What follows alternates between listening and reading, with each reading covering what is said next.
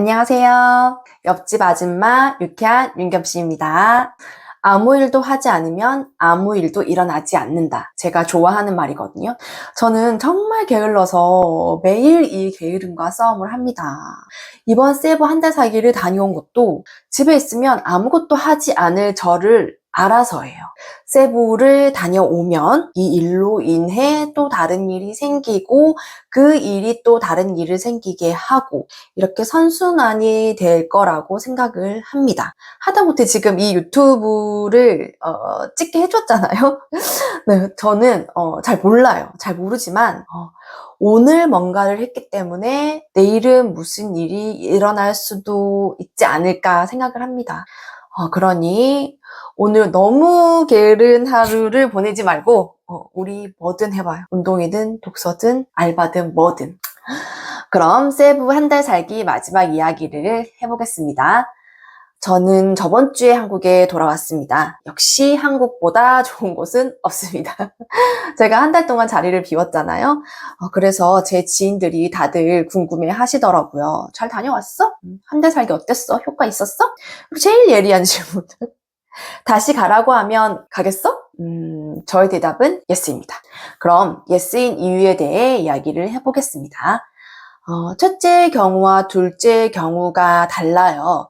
그래서 이 둘의 경우를 나누어서 이야기를 해볼게요. 우선 첫째 아이. 이 아이는 영어를 곧잘 합니다. 1학년 때부터 화상 영어를 시작했는데 그때도 선생님과 짧은 대화는 이어갈 수 있는 정도의 수준이었기 때문에 시작을 했고 현재 5학년인데 화상 영어 수업에서 불편함 없이 말할 수 있는 수준이었습니다. 그리고 AR 지수라고 하죠. 읽기 레벨. 이건 4점에서 5점대 사이는 무난하게 읽는 수준이었습니다.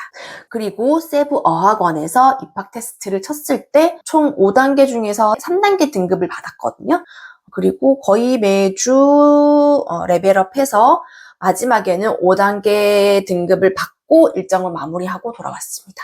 들어갈 때는 영어학원 다녔던 친구와 비슷한 수준으로 들어갔는데 나올 때는 그래도 제일 높은 등급을 받고 나왔으니 일치월장 한 거겠죠? 그래서 당연히 효과가 있었냐? 있었다고 생각합니다. 큰아이의 경우를 비춰 생각을 해보면 엄마표로 영어를 배워서 듣기, 말하기, 읽기는 되는데 쓰기가 안 되는 친구들이 많잖아요. 그리고 화상 영어를 오래 해서 온라인상으로는 선생님과 대화가 되지만 막상 현실 세계에서는 부끄러워서 말 못하는 아이들이 있어요. 저희 큰아이처럼. 그런데 이런 점이 세부에 와서 크게 개선이 되었어요. 자세하게 이야기해 볼게요. 큰아이의 첫 번째 효과, 영어 자존감이 높아졌습니다. 큰아이는 자기가 영어를 잘한다고 생각은 했지만 막상 현실 세계에서는 자신감이 없었어요. 그래서 말을 잘 하지 않았어요. 하지만 여기서 자신의 영어가 통한다는 것을 안 거예요. 되네? 선생님이 내 말을 다 이해하시네? 내 잘한다고? 이곳 선생님들의 특징이 조금만 잘해도 잘한다 엄청 칭찬해 주시거든요. 그러니까 선생님이 다 잘한다 해주시고 실제 레벨 테스트를 쳐도 점수가 잘 나오니까 자기 자신을 알게 된 거죠. 나 좀 잘하네? 그러니까 더 잘하고 싶은 거예요. 성공 경험. 더 잘하고 싶다. 더 인정받고 싶다. 왜 사람은 타인에게 인정을 받음으로써 행복을 느낀다고 하잖아요. 공부도 잘해본 놈이 더 잘하고 싶어지는 거잖아요. 큰아이가 이걸 맛본 거죠. 더 잘해서 더 칭찬받고 더 인정받고 싶은. 이게 한 달 살기를 통해서 얻은 가장 큰 수확인 것 같아요. 그리고 두 번째 효과, 학습으로서의 영어를 경험한 것. 그리고 그 필요성을 깨달은 것. 큰아이는 사교육을 다니지 않아서 영어 시험을 쳐본 적이 없어요. 그러니 영어 단어를 외우고 이런 걸 해본 적이 없죠. 그런데 여기 왔더니 시키지 않아도 외우는 거예요. 왜냐? 에세이 숙제를 내야 하고 어쩔 때는 그걸로 발표도 해야 하고 라이팅 시험도 쳐야 하고 지금까지는 말로만 하면 됐었는데 이제는 제출을 해야 하는 거예요. 단어를 외워야 한다는 것을 인지한 거죠. 제가 시키지 않아도 이렇게 끄적이면서 막 외우더라고요. 그리고 또 여기서 엄마표 영어의 한 수. 저희가 외웠던 것처럼 외우지 않아요. 이미 머릿속에 들어가 있는 단어니까 한두 번만 적어도 스펠링을 외워요. 진짜 신기해요. 저희 아이는 심지어 파닉스도 배운 적이 없거든요. 그런데 진짜 이게 몇 번 막 읽고 뭐 적고 하더니 외우더라고요. 에이, 뭐 큰아들 똑똑해서 뭐 괜히 저러는 거 아니야? 뭐 아니요, 전혀 아닙니다. 절대 아닙니다. 다른 공부 시켜보면 알잖아요. 절대 빠른 아이가 아니거든요. 지극히 평범해요. 지극히. 그냥 이 아이는 엄마표로 초등 5학년까지 잘한 것밖에는 없어요. 뭐 물론 외우는 단어 수준이 굉장히 쉬워요. 뭐 그래도 한 번도 단어를 외워본 적 없는 아이가 두어 번 끄적여보고 적는다는 것을 저는 엄마표 영어의 긍정적인 결과라고 생각합니다. 지금은 쉬운 단어지만 앞으로는 어려운 단어도 외워가겠죠. 그리고 뭐 이제껏 엄마표로 키웠는데 뭐 이제 와서 안 믿으면 어쩌겠어요. 그럼 제가 저희 큰아이 영상을 짧게 보여드릴게요. Good morning, my name is Max. I am here to talk about the evening using mobile phone during class is prohibited. I agree with the opinions you think using mobile phone during class is prohibited because other students are studying in class, so you have to be quiet. And also, if you're using your phone, you can't learn about the class. And if your parents know you're using mobile phone during class, they would be not happy. But I think you can use mobile phone if it's an emergency. And that's why I agree with 저는 잘 모릅니다. 저는 영알못 엄마잖아요. 그런데 영알못 엄마가 사교육 없이 여기까지 왔다는 것, 이 정도는 집에서 가능하다는 것을 말씀드리고 싶었어요. 그래서 함께 하자고 말씀드리는 거예요. 같이 해요. 그럼 이제 둘째 아이의 성과에 대해서 이야기해 보겠습니다. 이 아이는 초등학교 2학년, 형과 똑같이 영어 사교육 경험 없습니다. 하지만 이 늙은 엄마의 열정 부족으로 형에 비해 영어 책의 노출이나 학습의 경험이 더 없습니다. 제가 게으르다고 했잖아요. 힘들어서 형아에게 해줬던 것만큼은 못 읽어주고 못 챙겨줬습니다.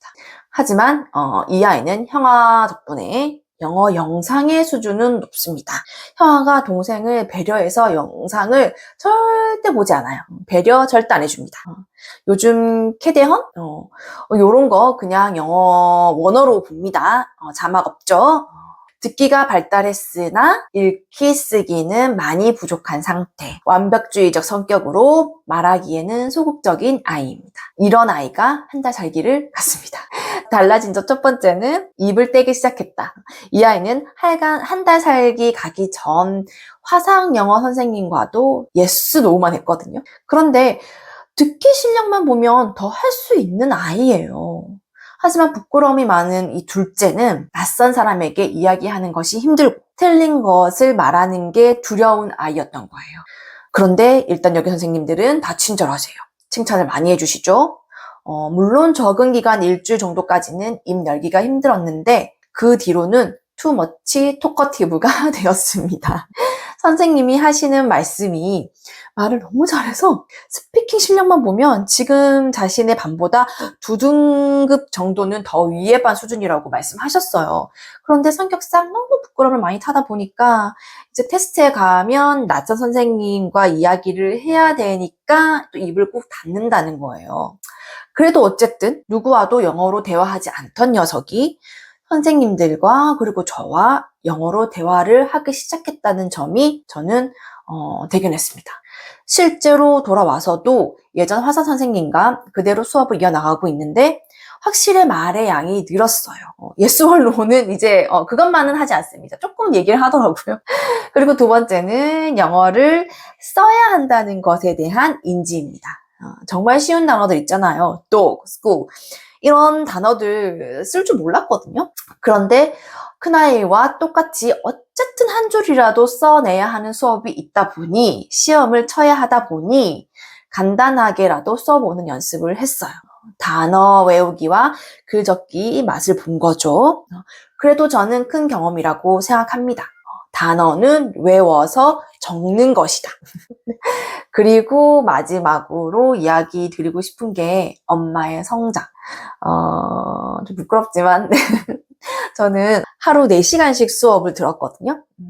저는 제가 간 어학원이 특히 필리핀에서 이런 경우가 많은데 엄마 수업을 선택할 수 있었어요. 저는 아닌 듯 하지만 사실은 살짝 열정이 조금 있는 엄마거든요. 그래서 아이들이 공부하는 시간에 저 혼자 노는 건 아이들이 보기에도 좋지 않고 저도 영어 공부를 하고 싶은 욕심이 있어서 수업을 열심히 들었어요. 부모는 아이들의 거울이잖아요. 엄마도 함께 공부하는 모습, 같이 단어 찾고 외우고 숙제하고 저희 셋은 이렇게 저녁 시간을 함께 보냈어요. 이거 다 하고 나면 아이들은 넷플릭스 타임, 저는 당연히 핸드폰 타임. 네, 함께 공부하는 시간이 그렇게 길지 않았거든요. 많아야 30분? 그냥 그 정도 시간을 좁은 식탁에서 함께 머리 맞대고 이 말 이렇게 하는 거 맞아? 끝냈어? 좋겠다. 함께 하는 거예요. 아이들이 언제 엄마와 함께 같은 공부를 하겠어요. 아이들도 엄마 숙제 안 끝났다고 하면 막 위로해줘요. 엄마 조금만 더 해요. 그만큼이 남았어요? 엄마 불쌍해. 엄마 시험 잘 쳤어요? 전 망했어요. 엄마는 개망했어. 공감의 시간을 가졌고 서로를 애틋해했습니다. 마지막 하고 싶은 이야기는 방학 동안 규칙적인 생활을 했다는 것, 뒹굴거리며 놀지 않았다는 것, 같이 있는 시간을 보냈다는 것, 그것입니다. 그래서 유쾌한 윤겸 씨의 세부 한 달 살기에 대한 결론은 시간적, 금전적 여유가 된다면 다음번에는 또 다른 나라로 한 번 더 떠나보고 싶다입니다. 너무 좋았으니까 다른 나라는 어떤지 경험해보고 싶어졌습니다. 그러려면 돈을 더 벌어야겠죠? 저는 돈이 많이 없는데요. 다음 시간에는 돈 버는 얘기도 하면 재밌을 것 같아요. 그죠? 뭐 저희 꼭 공부 이야기, 영어 이야기만 하는 거 아니잖아요. 공부는 공부고 또 돈은 돈이니까. 네, 오늘은 세부 한 달 살기 최종 후기를 남겨보았습니다. 제가 좋아하는 말, 아무 일도 하지 않으면 아무 일도 일어나지 않는다. 저는 그래서 떠났습니다. 무슨 일이든지 해보자 해서요. 그러니 아이들에게도 저에게도 성장의 일이 일어났잖아요. 다른 사람들 눈에는 그게 뭐야 할 수도 있는 일이지만 저는 알잖아요. 저와 저희 아이들의 생각이 얼마나 넓어졌는지. 다른 사람의 시선은 중요하지 않아요. 네. 내가 정해서 내가 마무리 짓는 것. 다른 사람의 평가가 중요하지 않다는 것. 저도 그걸 깨달아 가고 있는 중입니다. 여러분도 함께 해요. 아무 일이나 내가 좋아하는 일 우리 함께 해요. 그럼 오늘은 여기까지 하겠습니다. 감사합니다. 다음 주에 만나요.